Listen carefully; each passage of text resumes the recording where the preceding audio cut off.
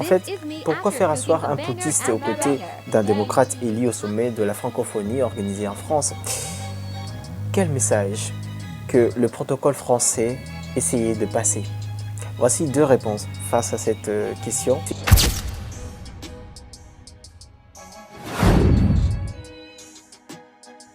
C'est une interrogation d'un journaliste congolais qui a partagé sur les réseaux sociaux dont je vais répondre.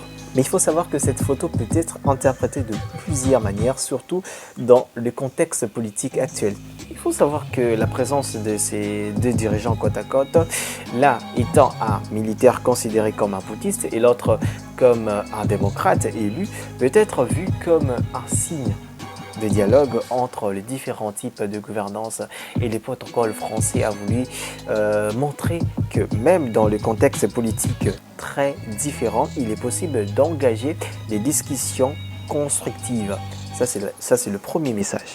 Deuxièmement, en plaçant le président de la transition gabonaise aux côtés du président démocratiquement élu, le président congolais, Félix-Antoine Tshisekedi, le protocole français cherchait à donner une certaine légitimité au nouveau régime gabonais.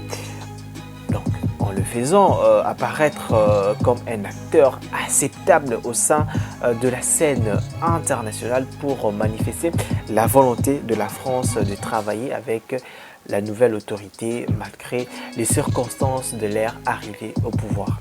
Je tiens à rappeler qu'il s'agit d'une question d'un journaliste congolais qui l'a posté sur les réseaux sociaux, qui m'a intéressé.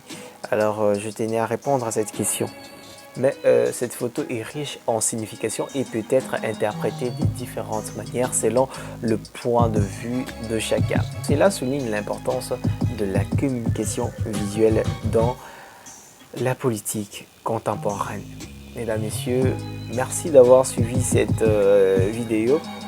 Si vous n'êtes pas abonné, faites-le pour ne rien rater. C'était Pitiens, toujours là pour vous servir.